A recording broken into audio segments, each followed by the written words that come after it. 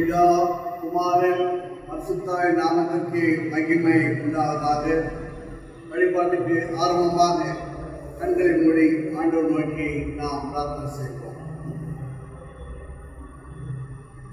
அன்பில் இருந்த கர்த்தாவே, இந்த ஓய்வு நாளிலே உங்கள் பிள்ளைகளாகி நாங்கள் உங்களை தொழுது கொள்ள உங்கள் சமூகத்தை கூடி வந்திருக்கிறோம். எங்கள் மத்தியிலே இந்த பிரசனம் நிறைவாதிருக்கும்படியாக நாங்கள் செபிக்கிறோம். வார்த்தைகளை நாங்கள் கேட்டு அதன்படி நடக்க அவர் சாட்சியாக ஜீவிக்க உங்களுடைய வார்த்தையினால் எங்களை போஷிக்கும்படியாக நாங்கள் கொண்டாடுகிறோம். ஆண்டவரே, நீர் எங்களை அனுப்பி திருப்பணி செய்யும்படியாக பொறுப்பு அளித்திருக்கிறேன். ஆகவே இறை மக்களாகி நாங்கள் இறை தூதுகளாக திருப்பணி ஆற்றி ஆண்டவர் நாமத்தை மகிமைப்படுத்த எனக்கு பலன்தார். வழிபாடு முழுவதும் நேர பொறுப்பெடுத்துள்ளோம். எங்கள் ஆண்டவர் இயேசு கிறிஸ்துவின் மூலம் வேண்டிக் கொள்கிறோம் பிதாவே, ஆமென். நாம் அனைவரும் எழுந்திருந்து இரண்டாம் பாமலை பாடுவோம். பாமலை 2, உம்மை துதிக்கிறோம் யாவுக்கும் வல்ல பிதாவே.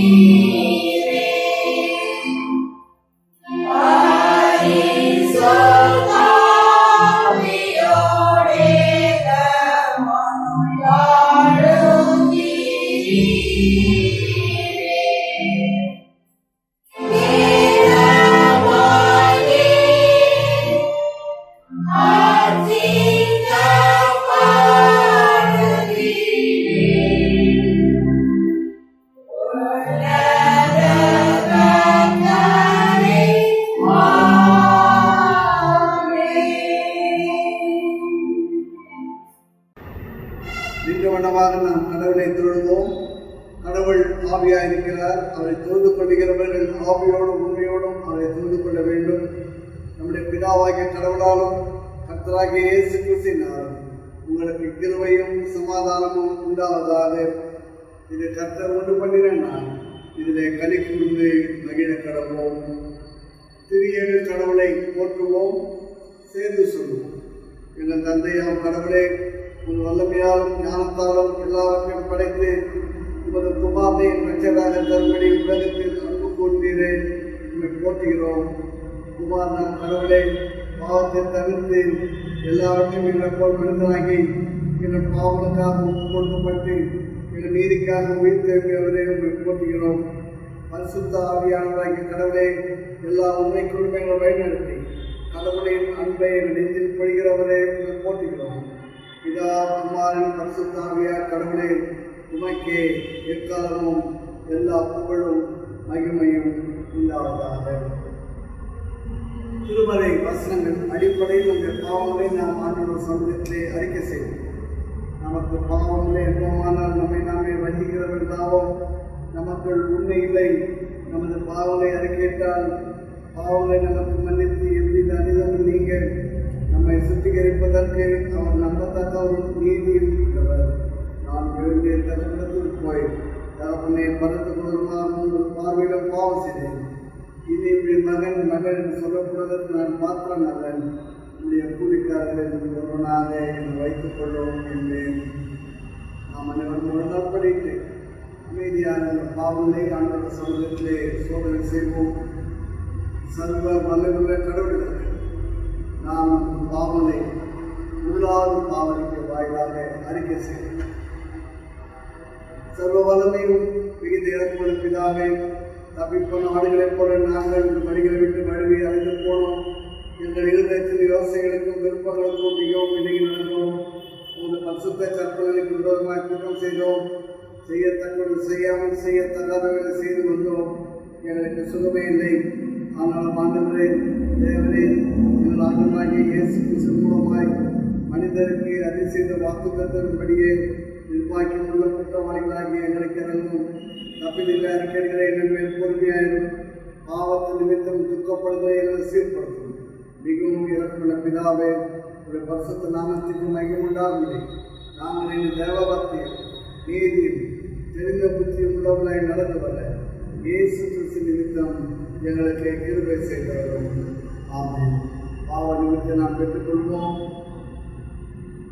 சர்வ வல்லமையும் மிகுந்த இறக்கமுள்ள ஆண்டவர் மன்னிப்பையும் பாவ நிமித்தம் நமக்கு கட்டளையிட்டார்கள். வாழ்க்கையை சீர்படுவதற்கான காலத்தையும் நமது பரிசுத்தாவின் கிருபையும் தேடுகிறது நம் அனைவருக்கும் தந்ததுவாராக. ஆமென். ஆண்டவரை துதிங்கள். ஆண்டவர் நாமம் துதிக்கப்படுவதாக. பெரியவர் திருநாளுக்கு பின்வரும் 7ஆம் ஞாயிற்கான ஜெபத்தை நாம் ஏறெடுப்போம். திருச்சபை. எல்லாம் வல்ல கடவுளே, கிறிஸ்துதாமே கோடிக்கு தலைக்கல்லாய் இருக்க அப்போஸ்தலரையும் தீர்க்கதரிசிகளையும் அடிப்படையாக கொண்டு உமது திருச்சபையில் கட்டினீர். அவர்கள் கோட்பாடுகளால் அடியாராகி நாங்கள் தூய ஆவியின் ஒற்றுமையில் நன்றாக இணைக்கப்படும். தூயவர் அனைவரோடும் சேர்ந்து நீர் ஏற்றுக்கொள்ளும் தூய ஆலயமாக அமையும் எங்கள் ஆண்டவர் இயேசு கிறிஸ்துவின் மூலம் தாழ்மையோடு வேண்டுகிறோம் தந்தையே. ஆமென். சபையார் உட்கார திருமறை பாடங்கள் வாசிக்க. இந்த வழிபாட்டிற்கென்று வாசிக்க தெரிந்து கொள்ளப்பட்ட வேத பகுதி பழைய ஏற்பாட்டு பாடம் யோசுவாவின் புஸ்தகம் அதிகாரம் 1 முதல் 9 வரை. யோசுவா 1ஆம் அதிகாரம் 1 முதல் 9 வரை. கர்த்தருடைய தாசனாகிய மோசே மரித்த பின்பு கர்த்தர் மோசேயின் ஊழியக்காரனான நூனின் குமாரன் யோசுவாவை நோக்கி, உன் தாசனாகிய மோசே மரித்து போனான். இப்பொழுது நீயும் இந்த ஜனங்கள் எல்லோரும் எழுந்து இந்த யோர்தானை கடந்து இஸ்ரவேல் புத்திரருக்கு நான் கொடுக்கும் தேசத்திற்கு போங்கள். நான் மோசேக்கு சொல்லபடி உங்கள் காலடி மிதிக்கும் எவ்விடத்தையும் உங்களுக்கு கொடுத்தேன். வனாந்தரமும் இந்த லிபேனானும் தொடங்கி ஐபிராத்து நதியான பெரிய நதி மட்டுமுள்ள எத்தேரின் தேசம் அனைத்தும் சூரியன் அஸ்தமிக்கிற திசையான பெரிய சமுத்திரம் வரைக்கும் உங்கள் எல்லையாயிருக்கும். நீ உயிரோடு இருக்கும் நாளெல்லாம் ஒருவனும் உனக்கு முன்பாக எதிர்த்து நிற்பதில்லை. நான் மோசேயோடு இருந்தது போல உன்னோடும் இருப்பேன். நான் உன்னை விட்டு விலகுவதும் இல்லை, உன்னை கைவிடுவதும் இல்லை. பலம் கொண்டு திடமனதாயிரு.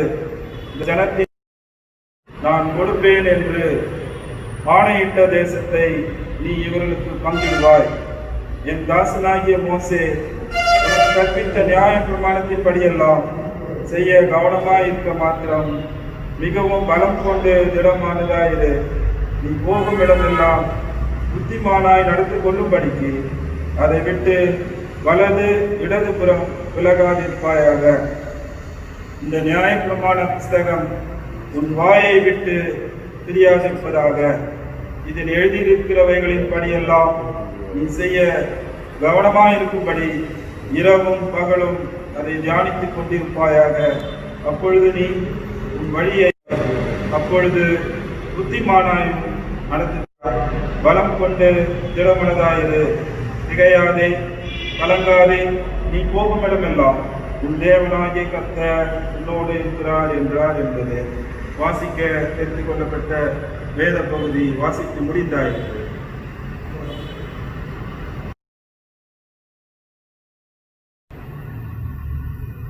முறைமுறையாக வாசிக்க தெரிந்து கொள்ளப்பட்ட சங்கீதம் 18 1 முதல் 6, 20 முதல் 30 வசனங்கள் முடிய வாசிக்க கேட்போம்.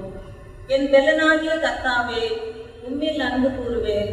கர்த்தர் என் கன்மலையும் என் கோட்டையும் என் இரட்சகரும் என் தேவனும், நான் நம்பியிருக்கிற என் துருகமும் என் கேடகமும் என் இரட்சணிய பொங்கும் என் உயர்ந்த அடைக்கலமுமாய் இருக்கிறார்.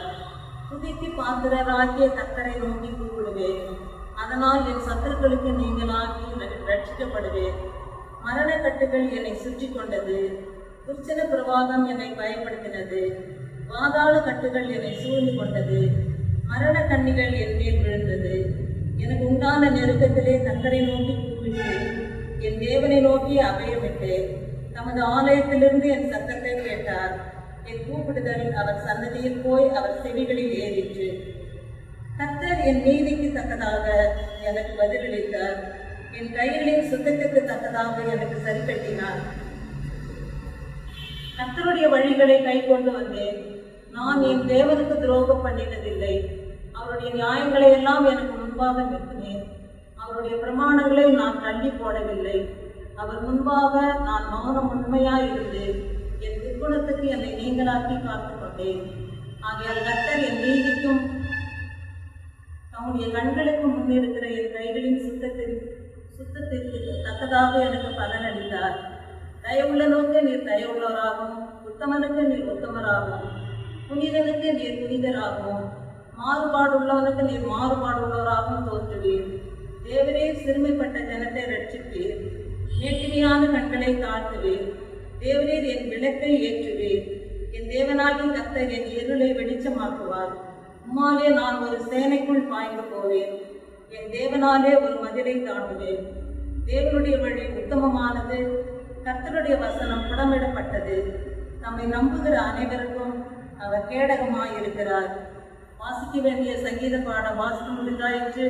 பிதாவுக்கும் குமாரனுக்கும் பரிசுத்தாவிக்கும் மகிமை உண்டாகாத, ஆதியிலும் இப்பொழுதும் எப்பொழுதுமான சதா காலங்களிலும் மகிமை உண்டாகாத. ஆமென். வாசிக்க தெரிந்து கொள்ளப்பட்ட 3ஆம் வேத பகுதி 2 கொரிந்தியர் 5ஆம் அதிகாரம் வசனங்கள் 16 முதல் 6ஆம் அதிகாரம் 10ஆம் வசனம் முடிய வாசிக்க வேண்டிய கர்த்தருடைய வசனத்தை கேட்போமாக. ஆகையால் இது முதற்கொண்டு நாங்கள் ஒருவனையும் மாமிசத்தின்படி அறியோம். நாங்கள் கிறிஸ்துவையும் மாமிசத்தின்படி அறிந்திருந்தாலும் இனி ஒருபோதும் அவரை மாமிசத்தின்படி அறியோம். இப்படி இருக்க ஒருவன் கிறிஸ்துவுக்குள் இருந்தால் புது சிருஷ்டியாயிருக்கிறான். பழையவைகள் ஒழிந்து போயின, எல்லாம் புதிதாயின. இவையெல்லாம் தேவனாலே உண்டாயிருக்கிறது. அவர் இயேசு கிறிஸ்துவை கொண்டு நம்மை தம்மோடு ஒப்புரவாக்குதலின் ஊழியத்தை எங்களுக்கு ஒப்புக் கொடுத்தார். அது என்னவெனில், தேவன் உலகத்தாருடைய பாவங்களை எண்ணாமல் கிறிஸ்துவுக்குள் அவர்களை தமக்கு ஒப்புரவாக்குதலின் உபதேசத்தை எங்களிடத்திலே ஒப்புவித்தார். ஆனபடியினாலே தேவனானவர் எங்களை கொண்டு புத்தி சொல்லுகிறது போல நாங்கள் கிறிஸ்துவுக்காக ஸ்தானாதிபதிகளாக இருந்து தேவனோடு ஒப்புரவாகுங்கள் என்று கிறிஸ்துவ நிமித்தம் உங்களை வேண்டிக் கொள்கிறோம். நாம் அவருக்குள் தேவனுடைய நீதியாகும்படிக்கு பாவம் அறியாத அவரை நமக்காக பாவமாக்கினார். தேவனுடைய கிருபையை நீங்கள் விருதாவாய் பெறாதபடிக்கு உடன் வேலையாட்களாகிய நாங்கள் உங்களுக்கு புத்தி சொல்லுகிறோம். அனுகிரக காலத்திலே நான் உனக்கு செவி கொடுத்து இரட்சண நாளிலே உனக்கு உதவி செய்தேன் என்று சொல்லி இருக்கிறாரே.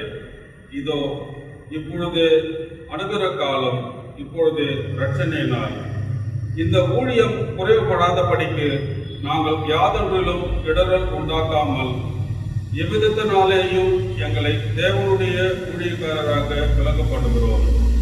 மிகுந்த பொறுமையிலும் உபத்திரவங்களிலும் நெருக்கங்களிலும் இடுக்கண்களிலும் அடிகளிலும் காவல்களிலும் கலக்கங்களிலும் பிரயாசங்களிலும் கண்விழிப்புகளிலும் உபகாசங்களிலும் கற்பிலும் அறிவிலும் நீடிய சாந்தத்திலும் தயவிலும் பரிசுத்த ஆவியிலும் மாயமற்ற அன்பிலும் சத்திய வசனத்திலும் திவ்ய பலத்திலும் நீதியாகிய வலது இடது பக்கத்து ஆயுதங்களை தரிக்கிறதிலும் கனத்திலும் கனவீனத்திலும் துக்கியத்திலும் நற்கீர்த்தியிலும் எத்தர் எனப்பட்டாலும் நிஜஸ்தராகவும் அறியப்படாதவர்கள் எனப்பட்டாலும் நன்றாய் அறியப்பட்டவர்களாகவும் சாகிறவர்கள் எனப்பட்டாலும் உயிரோடு இருக்கிறவர்களாகவும் தண்டிக்கப்படுகிறவர்கள் எனப்பட்டாலும்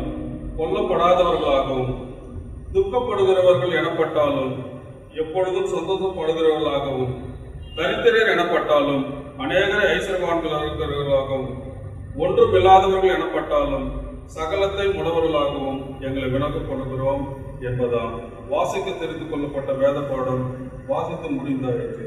கிறிஸ்துவே உமக்கு மகிமை உண்டாவதாக. ஆமென்.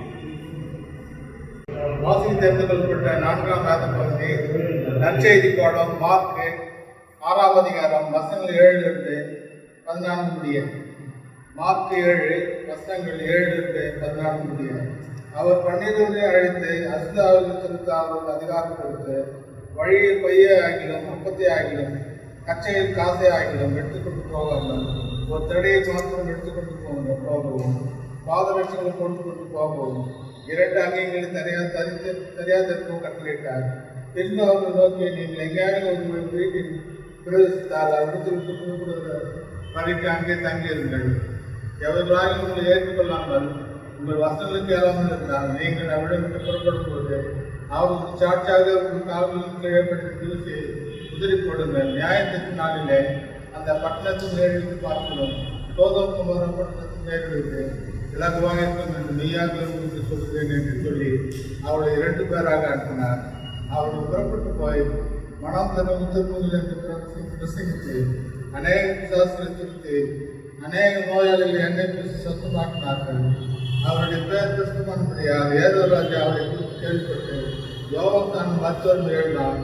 ஆகையால் அவனுக்கு இந்த பலத்த செய்கை விளங்குகிறது என்றான். வாசித்தவர்களுக்கு ராஜபோது வாசித்து அறிக்கை கிறிஸ்துவ பங்கு உண்டாதாக. ஜெபம் செய். கண்மனையும் மீட்புமாகிய கர்த்தாவே, என் வாயின் வார்த்தைகளும் என் அருளை இருந்தும் தியானம் உங்களுடைய சமூகத்தில் பிரீதியாக இருப்பதாக. கிறிஸ்துக்குள் அன்பான மீட்பர் ஆலய குடும்பத்தினரே, உங்களை ஒவ்வொரு இறைவனின் திருப்பெயரிலே வாழ்த்துகிறேன். ஒவ்வொரு வாரமும் இந்த வழிபாட்டின் மூலமாக உங்களை சந்திக்க அருள் புரிந்த கடவுளுக்கு நாம் நன்றி சொல்கிறோம். இதை சிறப்பாக ஒழுங்கு செய்திருக்கின்ற நம்முடைய திருச்சபைய செயலர், திருச்சபையின் பொருளர் சகோதரர் காட்வின், சகோதரர் அருணன் அவர்களுக்கும் பாடகர் குழுவினருக்கும் திருமறை பகுதிகளை வாசித்தவர்களுக்கும் நம்முடைய திருச்சபைய ஆலய பணியாளர் சகோதரர் பால் அவர்களுக்கும் அன்பான நன்றியை நான் தெரிவித்துக் கொள்கிறேன். ஆண்டவருடைய வழிபாடு, ஆண்டவருடைய வார்த்தைகள் நம்முடைய ஆன்மீக வாழ்வுக்கு பிரயோஜனமாக அமையும் என்பதிலே சந்தேகமே இல்லை.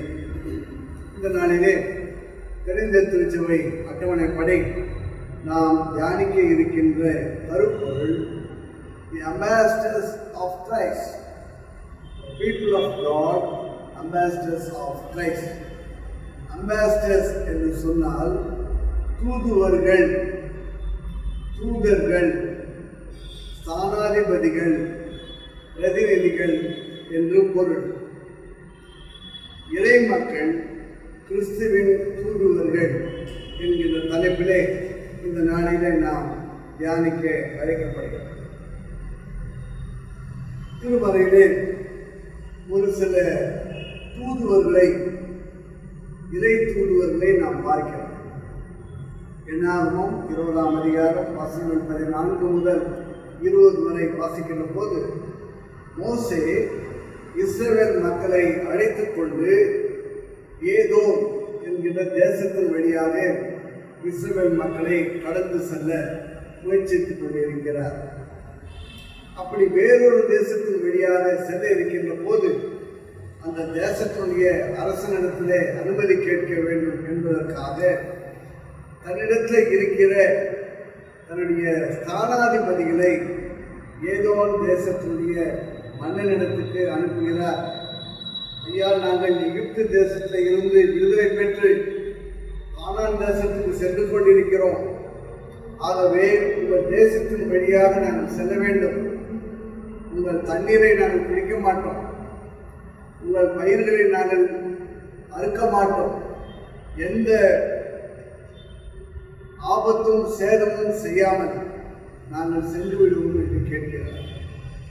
அன்பாளர்களே, அவன் வேறொரு தேசத்துக்கு செல்கின்ற போது அந்த தேசத்து ராஜாவிடத்தில் பேசுவதற்கு ஸ்தானாதிபதிகளை அனுப்பினதை நாம் என்னாகமம் 20ஆம் அதிகாரத்தை நாம் வாசிக்கிறோம். இதுதான் தூதுவர்களுடைய திருப்பணியாக இருக்கிறது. அடுத்த உதாரணம் சாலமோன் ராஜா.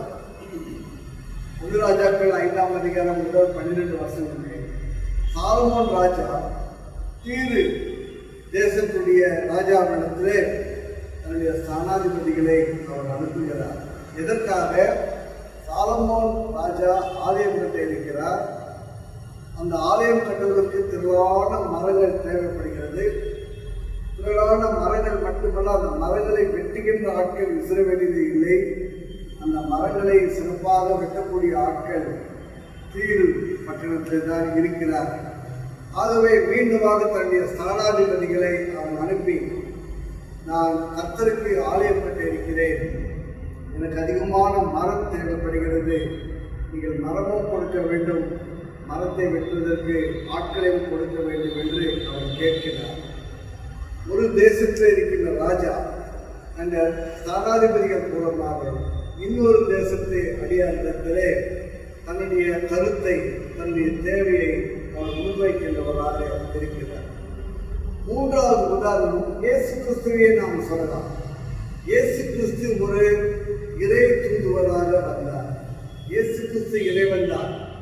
ஆனாலும் பிதாவுடைய இறை தூதுவராக இந்த உலகிலே வந்தவராக இருக்கிறார். யோவான் 8ஆம் அதிகாரம் 36ஆம் வசனம் இயேசுவானவர் சொல்கிறார், என்னுடைய ராஜ்யம் இந்த உலகத்துக்கு உரியது அல்ல, என்னுடைய ராஜ்யம் இந்த உலகத்துக்கு உரியது அல்ல. நான் விண்ணுலகத்தை சேர்ந்தவன், நான் விண்ணுலகத்தை விட்டு மண்ணுலகத்துக்கு நான் வந்திருக்கிறேன். விண்ணுலகத்திலே கடவுள் கொடுத்த பொறுப்புகளை மண்ணுலகத்தில் செய்யும்படியாக இறை தூதுவராக, இறை பிரதிநிதியாக, இறைவனுடைய ஸ்தானாதிபதியாக நான் திருப்பணி ஆற்றிக் கொண்டிருக்கிறேன் என்று இயேசுவானவர் சொல்கிறார். இவ்விதமாக நாம் பல எடுத்துக்காட்டுகளை நாம் சொல்லலாம். இன்றைக்கு நம்முடைய அன்றாட வாழ்க்கையில பார்த்தா அயல் நாட்டிலே தங்கிக் கொண்டிருக்கிற மக்கள் திடீரென்று ஒரு சில பிரச்சனைகளை சந்திக்க நேரிடுகிறது. ஒரு சில கஷ்டங்கள் அவர்களுக்கு வருகிறது. அந்த கஷ்டங்கள் வருகின்ற போது அவங்க என்ன செய்கிறார்கள்? உதவிக்கு யாரிடத்தில் செல்வது?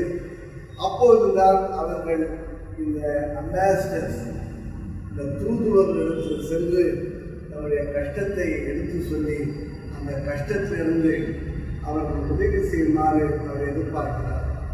ஒருவேளை வெளிநாட்டில் இருக்கிறவர் திடீரென்று தன்னுடைய பாஸ்போர்ட் காணாமல் போட்டு விட்டார், என்ன செய்வார்?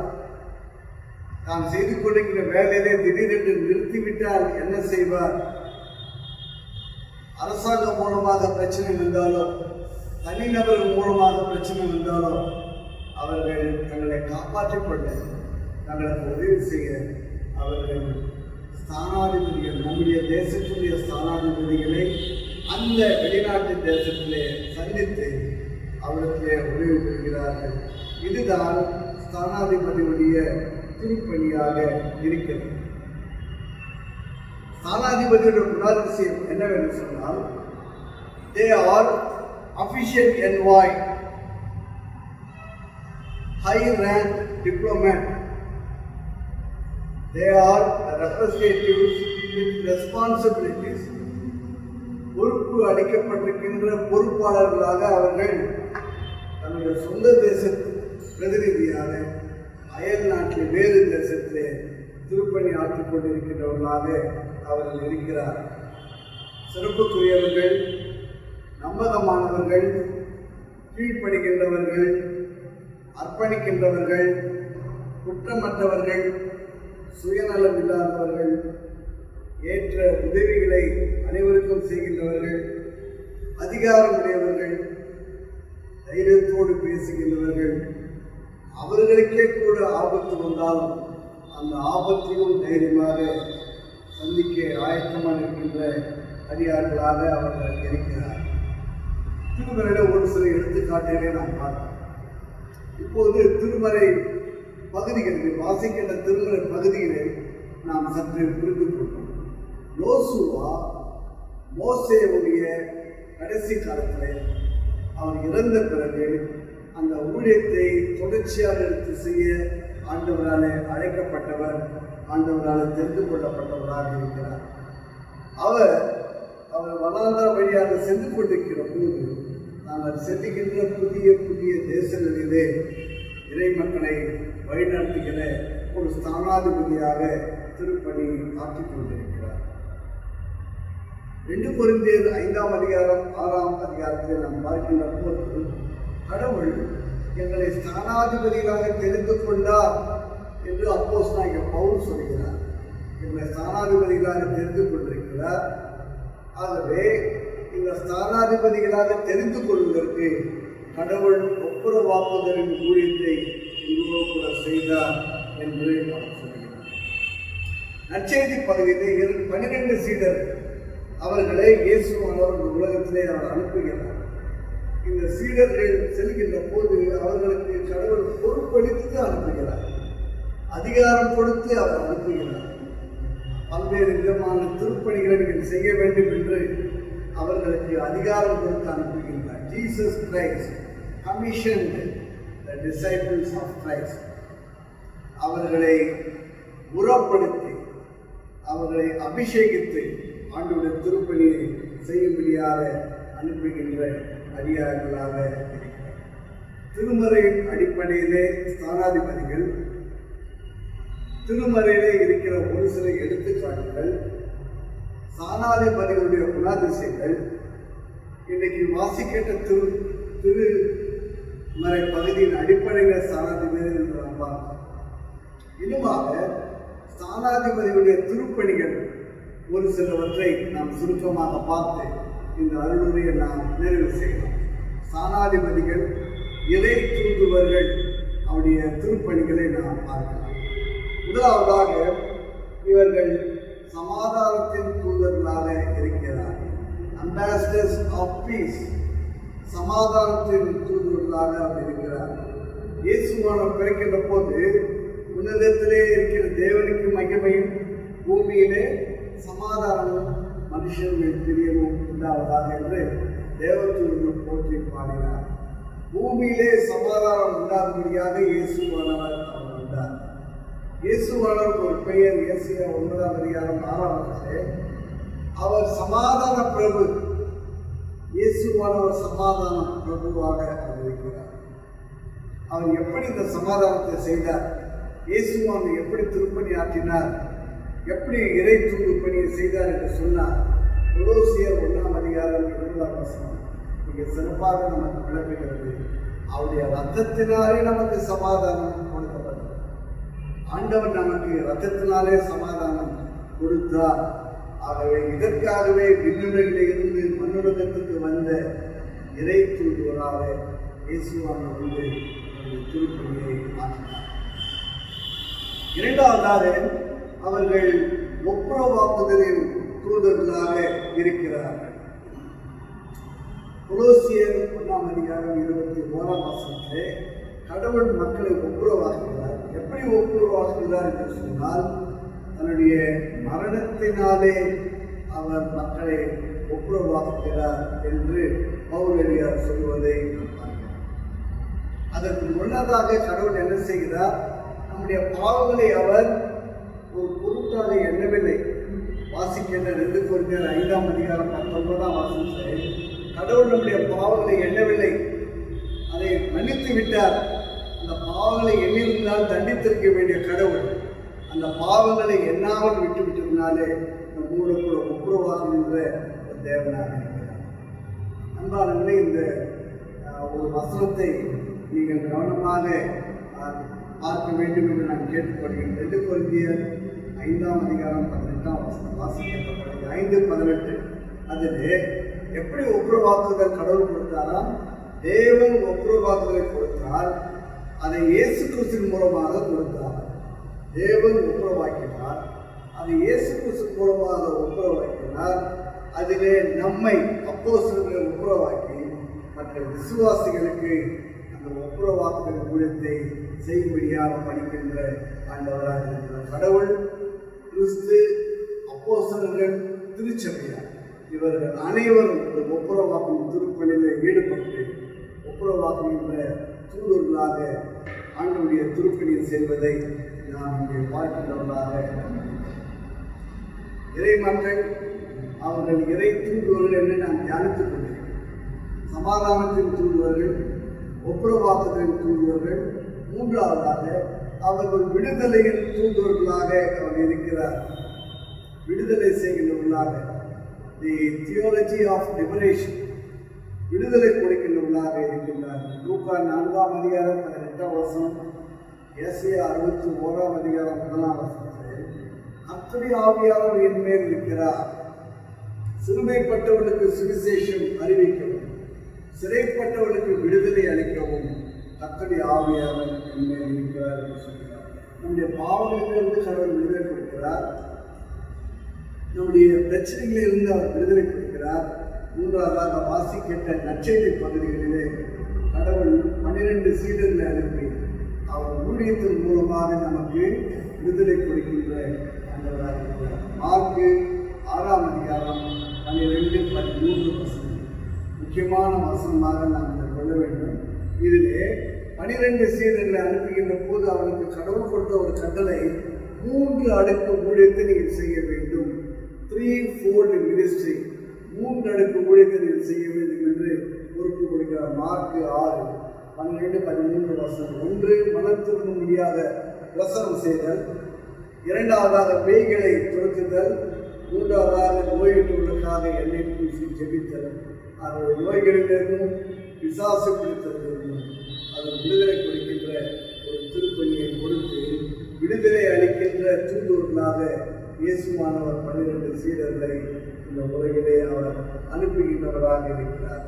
4வது தூதருடைய குணாதிசயம் என்னவென்று சொன்னால், அவர்கள் ஆண்டவரோடு எப்போதும் தொடர்ச்சியாக ஒரு உறவுடனே இருக்கிறார். ஆண்டவரோடு கூட ஒரு தொடர்பிலே அவர் இருக்கிறார். ஆகவே தொடர் உறவின் தூதர்கள் என்று சொன்னால் மிகையாகும். என்ன உறவு என்று சொன்னால், ஆண்டவரை நோக்கி எப்போதும் ஜெபித்துக் கொண்டே இருக்கிறார். Prayer is the communication. Pray without ceasing. ஆகவே அவர்கள் இடைவிடாமல் ஜெபித்துக் கொண்டே ஆண்டவரோடு பேசிக்கொண்டே ஆண்டவரோடு கூட தொடர்பிலே அவர்கள் இருக்கிறார்கள். 1 தெசலோனிக்கேயர் 5:17 constant communication with the throne. தொடர் உறவிலே அவர்கள் கடவுளோடு கூட இருக்கின்ற ஒரு சீடர்களாக இருக்கிறதை நாம் பார்க்கிறோம். தூதுவர்கள் நம்முடைய தேசத்தில் சொல்லுகின்ற காரியத்தை அவர் பெற்றுக்கொண்டு அந்நிய தேசத்திலே அதை யார் யாருக்கு சொல்ல வேண்டும் அதை சொல்லி நம்முடைய தேசத்தோடு கூட ஒரு தொடர் உறவிலே அவர் இருந்து கொண்டிருக்கிறார். அதே போல்தான் இயேசுவனுடைய சீடர்களும் தூதர்களும் அப்போஸ்தலர்களும் நற்செய்தி பணியாளர்கள் இயேசுவோடு கூட ஜெபத்தின் வாயிலாக ஒரு தொடர் உறவு கொள்கின்ற தூதர்களாக வாழ வேண்டும் என்பதை நாம் அறிந்து கொள்ள வேண்டும். நான்காவதாக, பாதுகாக்கின்ற தூதர்களாக அவர்கள் இருக்கிறார். நான் ஏற்கனவே குறிப்பிட்டேன், அந்நிய தேசத்தை நாம் வாழ்ந்து கொண்டிருக்கின்ற போது பிரச்சனைகள் கஷ்டங்கள் வருகின்ற போது அந்த மக்களை பாதுகாப்பது தூதருடைய திருப்பணியாக இருக்கிறது. இதாவாகிய கடவுள் சொல்கிறார், சங்கீதம் 46:1, தேவன் நமக்கு அடைக்கலமும் பலனும் ஆபத்து காலத்தில் அனுகூலமான துணையாக அவர் இருக்கிறார். ஆகவே நம்மை பாதுகாக்கின்ற கடவுளாக, ஆபத்தை நம்மோடு கூட நிற்கின்ற ஒரு கடவுளாக இன்னொரு காரியத்தை நான் குறிப்பிட விரும்புகிறேன். இந்த தூதுவர்கள் தம்முடைய பலத்தினாலே இந்த பாதுகாப்பு பணியை அவர்கள் செய்யவில்லை. அவருடைய பலத்தினாலே இந்த திருப்பணியை அவர்கள் செய்யவில்லை. ஆனால் கடவுள் கொடுக்கின்ற பலத்தின் மூலமாக இந்த பாதுகாப்பு திருப்பணியை அவர்கள் செய்கின்றவர்களாக இருக்கிறார். Not by our own power, but by the power of God, they protect the citizens of their country. ஆகவே பாதுகாக்கின்ற தூதர்களாக இருக்கிறார். கடைசியாக, பரலோக ராஜ்யத்தினுடைய குடியிருப்புக்கு நம்மை வழிநடத்துகின்ற தூதர்கள், இறை தூதுவர்கள். அவர்கள் தான் இறை மக்கள் என்று நான் தியானித்துக் கொண்டிருக்கிறேன். சமாதானத்தின் தூதுவர்கள், ஒப்புரவாக்குதலின் தூதுவர்கள், விடுதலையின் தூதுவர்கள், தொடர் உறவின் தூதுவர்கள், பாதுகாக்கும் தூதர்கள், பரலோக குடியிருப்புக்கு வழிநடத்தும் தூதர்களாக அவர் இருக்கிறார். பிலிப்பியர் 3:20 அப்போஸ்தலன் பவுல் சொல்கிறார், நம்முடைய குடியிருப்போ பரலோகத்தில் இருக்கிறது. நம்முடைய குடியிருப்போ பரலோகத்தில் இருக்கிறது. நாம் உலகத்தில் வாழ்ந்து கொண்டிருக்கிறோம். இப்போது வாழ்ந்து கொண்டிருக்கிறோம், தற்காலிகமாக வாழ்ந்து கொண்டிருக்கிறோம். ஆனால் நாம் செல்ல வேண்டிய இடம் பரலோக ராஜ்யத்திற்கு செல்ல வேண்டியதாக நாம் இருக்கிறோம். ஆகவே இறை செய்தியை, இறை அரசை குறித்தாக மாற்றிக்கொள்வதற்கு ஏற்ற விதமாக சொல்லுபவர்கள்தான் தூதருடைய பணியாக இருக்கிறது. 2 கொரிந்தியர் 5:8 கர்த்தரிடம் குடியிருக்க நான் அதிகமாக விரும்புகிறேன் என்று அப்போஸ்தலன் பவுல் சொல்கிறார். கர்த்தரிடம் குடியிருக்க நான் அதிகமாக விரும்புகிறேன் என்று சொல்கிறார். நாம் உலகத்தில் இருந்தாலும் உலகத்துக்கு உரியவர்கள் அல்ல, நாம் பரத்துக்கு உரியவர்களாக, கடவுளுக்கு உரியவர்களாக நாம் இருக்கிறோம். ஆகவே அவரிடத்தில் குடியிருக்க நாம் அதிகமாக விரும்புகின்ற அடியார்களாக நாம் சமாதானம், ஒப்புரவாக்குதல், விடுதலை, தொடர் உறவு, பாதுகாப்பு, பரலோகம், இத்தனை ஆசீர்வாதங்களையும் நமக்கு வழங்குபவர்கள் தான் இறை தூதுவர்கள், இறை ஸ்தானாதிபதிகள். ஆகவே நாமும் கூட ஆண்டவருடைய ஸ்தானாதிபதிகளாக, ஆண்டவருடைய திருப்பணியாற்றுகின்ற சீடர்களாக இத்தகைய குணாதிசயங்களை நம்முடைய வாழ்விலே வாழ்ந்து காட்டுகின்றவர்களாக நாம் இருக்க அழைக்கப்படுகின்றவர்களாக நாம் இருக்கிறோம். பிரான்சிஸ் ஆஃப் அசிசி என்கின்ற பட்டணத்தை சார்ந்த பிஷப் பிரான்சிஸ் அவர்கள் தான் ஊழியம் செய்து கொண்டிருக்கின்ற போது ஒரு நாள் ஒரு குஷ்டரோகியை சந்திக்கிறார். அந்த குஷ்டரோகியை அவர் சந்திக்கின்ற போது என்ன செய்கிறார்? அந்த குஷ்டரோகியோட தோல் மீது கையை போட்டுக்கொண்டு அரவணைத்து அவரோடு கூட பாசமாக பேசுகிறார். சற்று தூரம் அவர் சென்று கொண்டிருக்கிறார். அவருடைய கைகள், கரங்கள் குஷ்டரோகியோட தோல்கள் மேலே இருக்கிறது. சற்று தூரம் சென்ற பிறகு அந்த குஷ்டரோகியை உற்று பார்க்கிறார். அது குஷ்டரோகி இல்லையா, இயேசுவானவரே, இயேசுவானவரே. அவர் தோல் மீதுதான் ஒரு கையை போட்டு அவர் நடந்து கொண்டிருந்தவராக அவர் இருந்தார். அன்பானவர்கள், நாம் செய்கின்ற அருளுரை, நாம் செய்கின்ற செயல்கள், நம்முடைய சேவைகள் எல்லாவற்றையும் நாம் இறை தூதுவர்களாக வெளிப்படுத்தி காட்ட அழைக்கப்படுகின்றவர்களாக நாம் இருக்கிறோம். கடவுள் நமக்கு மிகப்பெரிய பொறுப்பை, மிகப்பெரிய அதிகாரத்தை கொடுத்து மிகப்பெரிய திருப்பணிகளை செய்யும்படியாக அவர் அழைத்திருக்கிறார். ஆகவே யோசுவா வேதத்தில் நாம் பார்த்த பல பக்தர்களை போல ஆண்டோடைய பிள்ளைகளாக, தூதர்களாக, பிரதிநிதியாக, ஸ்தானாதிபதிகளாக, திருப்படியாக ஆண்டவருக்கு நாம் மகிமை செலுத்துவோம். கர்த்தர் தாமே இந்த வசனம் நமக்கு ஆசீர்வதிப்பாராக. ஆமென். அவருடைய வார்த்தை கேட்டு நாம் எழுந்து அப்போஸ்தலர் விசுவாச பிரமாணத்தை அறிக்கை செய்வோம். வானத்தை பூமியில் படைத்த சர்வ வல்லமுள்ள பிதாவாகிய தேவனை விசுவாசிக்கிறேன். அந்த ஒரே குமாரனாகிய நம்முடைய நாதர் இயேசு கிறிஸ்துவை விசுவாசிக்கிறேன். அவர் பரிசுத்த ஆவியினாலே கன்னிமரித்து உற்பத்தி பிறந்தார். பொதுப்பிலாத்தின் காலத்தில் பாடுபட்டு சிறுவில் அறையிட்டு மறித்து அடக்கம் பண்ணப்பட்டு பாதால் தொடங்கினார். 3ஆம் நாள் மருத்துவத்தில் எழுந்ததினார். மரணத்துக்கு ஏறி சர்வ வல்லமுள்ள பிதாவாகிய தேவனை வலுவாக வீட்டிருக்கிறார். அவ்விடத்தில் உயிரோடு மருத்துவம் நியாயத்திற்கு வருவார். பரிசுத்த ஆவியை விசுவாசிக்கிறேன். ஒருவர் பரிசுத்த சமயம், பரிசுத்தவர்கள் ஐக்கியமும், பாவ மன்னிப்பும், சரீரம் மீட்பதும், நித்திய ஜீவனையும் உண்டு என்று விசுவாசிக்கிறேன். ஆமென். சபையார் திருச்சபைக்கான அறிவிப்புகள், திருச்சபையின் செயலர். இயேசு கிறிஸ்துவின் ஈடு இணைத்த நாமத்திலே திருச்சபையார் அனைவருக்கும் என்னுடைய ஸ்தோத்திரத்தையும் வாழ்த்துக்களையும் தெரிவித்துக் கொள்கின்றேன். சென்ற வாரம் முழுவதும், குறிப்பாக இந்த லாக்டவுன் மற்றும் கொள்ளை நோய் நாட்களிலும் நாம் மீட்பர் ஆலய குடும்பத்தினர் அனைவரையும் பாதுகாத்து வருகின்ற கடவுளுக்கு நன்றியையும் துதி ஸ்தோத்திரங்களையும் தெரிவித்துக் கொள்கின்றேன். கடந்த வாரத்திலே தங்களது பிறந்த நாட்களையும் திருமண நாட்களையும் கொண்டாடின திருச்சபை உறுப்பினர்களுக்கு வாழ்த்துக்களை தெரிவித்து மகிழ்கின்றோம்.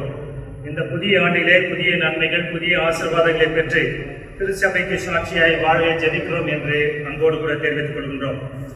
மாதாந்திர காணிக்க உரைகளை செலுத்தி வருகின்ற திருச்சபையாருக்கு நன்றியை தெரிவித்துக் கொள்கின்றோம். இந்த வாரத்திலே காணிக்க உரைகளை படைக்க விரும்புகின்றவர்கள் திங்கள் முதல் சனிக்கிழமை வரையிலும் காலை 10 மணி முதல் 12 மணி வரையிலே ஆலயத்தை கொடுக்குமாறு அன்போடு கேட்டுக்கொள்கின்றோம். நேரில் செலுத்த இயலாதவர்கள் நமது ஆலய பணியாளர் திரு பால் அவர்களை தொலைபேசி மூலம் அழைத்து அவரிடம் கொடுத்து அனுப்பும்படி அன்புடன் கேட்டுக்கொள்கின்றோம். ஒவ்வொரு வாரமும் ஆராதனைகளை நடத்தி ஆண்டுடைய செய்தியை நமக்கு வழங்கி வருகின்ற ஆயர் அவர்களுக்கு திருச்சபையின் சார்பிலே நன்றியை தெரிவித்துக் கொள்கின்றேன். வேத பாடல்களை வாசித்து அளித்த, பாடல்களை பாடின, இசைக்கருவிகளை வாசித்த சகோதர சகோதரிகளுக்கு திருச்சபையின் சார்பிலே நன்றியை தெரிவித்துக் கொள்கின்றோம். ஒவ்வொரு வாரமும் இந்த காணொலி காட்சியின் மூலமாக இந்த ஆராதனையை ஒளிபரப்பு செய்து வருகிற சகோதர காட்ரின் அவர்களுக்கும் சகோதரன் அருணன் அவர்களுக்கும் ஆலயத்தின் பணியாளர் திரு பால் அவர்களுக்கும் நன்றியை தெரிவித்துக் கொள்கின்றேன். சிறப்பு ஜெப குறிப்புகள். உலக நாடுகளிடையே அச்சுறுத்திக் கொண்டிருக்கும் கொரோனா வைரஸின் தாக்கம் முற்றிலும் அழிக்கப்பட ஜெபிக்க அழைக்கப்படுகின்றோம். நமது வேலூர் மாவட்டத்தில் இதனுடைய தாக்கம் ஒரு நாளும் அதிகமாகிக் கொண்டே இருப்பதனாலே விசேஷமாக நம்முடைய மாவட்டத்துக்காக நாம் ஜெபிக்க அழைக்கப்படுகின்றோம். உயிரை பணம் வைத்து பணி செய்து கொண்டிருக்கின்ற டாக்டர்ஸ், நர்சஸ், டெக்னீஷியன்கள், தூய்மை பணியாளர்கள், காவல்துறையை சார்ந்தவர்கள் மற்றும் நம்முடைய ஆலயத்திலே சார்ந்த உறுப்பினர்கள், சிஎம்சி மக்களை பணியாற்றுகின்ற அவர்களுக்காக சிறப்பாக ஜெபிக்கும்படி உங்களை அன்போடு கூட கேட்டுக்கொள்கின்றோம். கொரோனாவினர் பாதிக்கப்பட்டிருக்கிறவர்களும் குவாரண்டைனில் இருக்கின்றவர்களும் சுகமடைந்து சீக்கிரமாக இல்லங்களுக்கு திரும்பி வர ஜெபிக்கும்படி உங்களை அன்போடு கூட கேட்டுக்கொள்கின்றோம். கடந்த 17 வாரங்களாக மூடிக்கின்ற திருச்சபை ஆலயங்கள் திறக்கப்பட, வழிபாடுகள் நடத்தப்பட, திருச்சபையார் உங்கள் தனி ஜபங்களிலும் குடும்ப ஜபங்களிலும் ஜபிக்கும்படி உங்களை அன்போடு கூட கேட்டுக்கொள்கின்றோம். இத்துடன் திருச்சபைக்கான அறிவிப்புகள் நிறைவு பெற்றன. கிறிஸ்து இயேசுவுக்கு உட்பட்டவர்களாய் இருந்து மாம்சத்தின்படி நடவாமல் ஆவியின் படியை நடக்கிறவர்களுக்கு ஆக்கின தீர்ப்பில்லை. ரோமர் 8:1. தேவ ஆவியானவர் நம்மை வழிநடத்தும்படி முழுமையாக அவரிடம் ஒப்புக் கொடுப்போம். கடைசி நாட்களில் அநேகரை ஆக்கினை தீர்ப்பிலிருந்து தப்புவித்து அவர் வருகையிலே எடுத்துக் கொள்ளப்பட நாம் ஆயத்தமாவோம், மற்றவர்களையும் ஆயத்தப்படுத்துவோம். ஆண்டவர் நமக்கு துணை செய்வாராக. ஆமென். மீண்டுமாக ஆண்டவர் நாம் மகிமைக்கிறது. 378ஆம் புத்தரிச்சி பாடலை பாடு. எந்த நாவில் புது பாட்டு? 378ஆம் புத்தரிச்சி பாடல்.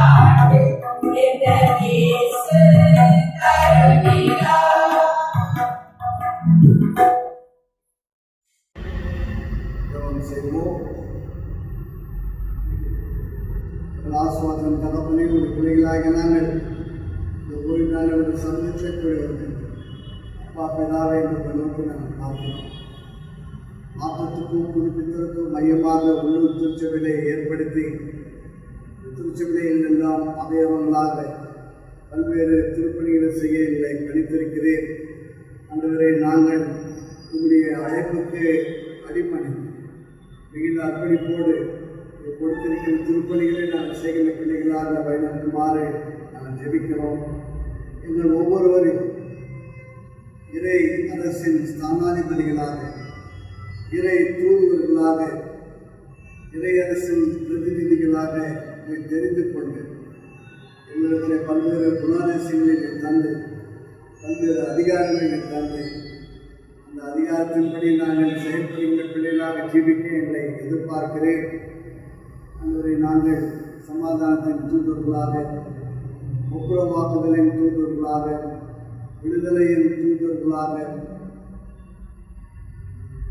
தொடர் உறவின் தூதுவர்களாக, பாதுகாப்பின் தூதுவர்களாக, பரலோக குடியிருப்புக்கு மற்றவர்களை வழிநடத்துகின்ற தூதுவர்களாக நாங்கள் திருப்பணியாக எங்களையும் மற்றவர்களையும் ஆண்டோட ராஜ்யத்துக்கு தகுதிப்படுத்த கர்த்தர்களை தருபடியாக நாங்கள் செபிக்கிறோம். சுவாமி கொடுத்த செய்திக்காக நன்றி சொல்கிறோம்.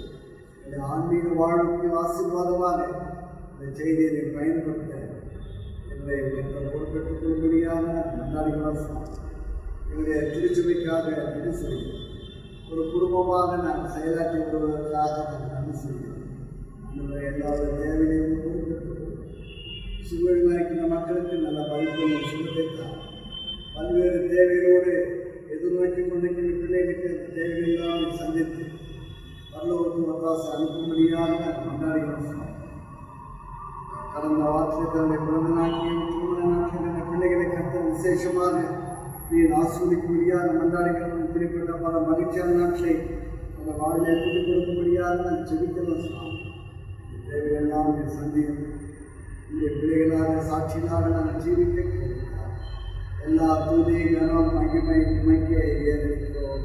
எங்கள் ஆண்டவர் இயேசு கிறிஸ்துவின் மூலம் வேண்டிக் கொள்ளுகிறோம் பிதாவே. ஆமென். பிதாவே நாம பரிசுத்தப்படுவதாக, ராஜ்யம் வருவதாக, சித்தம் பரமத்தை சேர்ப்பதாக அன்றைய வேலையாக நிமித்தாரும் எங்களை நாம் கொண்டு செய்ய நாம் அணிக்கப்படும் சோதனைக்கப்படாமல் தீங்கு பெற்று ராஜ்யமும் வல்லமையும் மகிமையும் என்றென்றைக்கும் உங்களுடைய ஆத்மாவை கத்தரை ஸ்தோத்திரம். உங்களுடைய பிரசுத்தமான ஆத்மாவை கத்தரை ஸ்தோத்திரம். அவர் செய்த சகல கர்த்தர்களை ஆசீர்வத்தை காக்க கடவர். கர்த்தர் தம்முடைய முகத்தை உங்கள் மேல் பிரசனமாக்கி உங்களுக்கு கிருபையை கட்டளை கடவர். கர்த்தர் தம்முடைய கிருபையை உங்கள் மேல் பிரசனமாக்கி உங்களுக்கு சமாதானம் கட்டளை கடவர். பிதா குமாரன் பரிசுத்தாவின் நாமத்தினாலே அவருடைய ஆசீர்வாதங்கள் அனைவரும் இன்றும் என்றும் சதா காலங்களிலும் தங்கியிருப்பதாக. ஆமென். கர்த்தரோடு இருப்பதாக, ஆவியோடு இருப்பதாக, சமாதானத்தோடு போகிறோம். கர்த்தருடைய நாமத்தினாலே அனைவருக்கும் ஸ்தோத்திரம். கர்த்தருடைய ஆசீர்வாதம் உள்ளவர்களே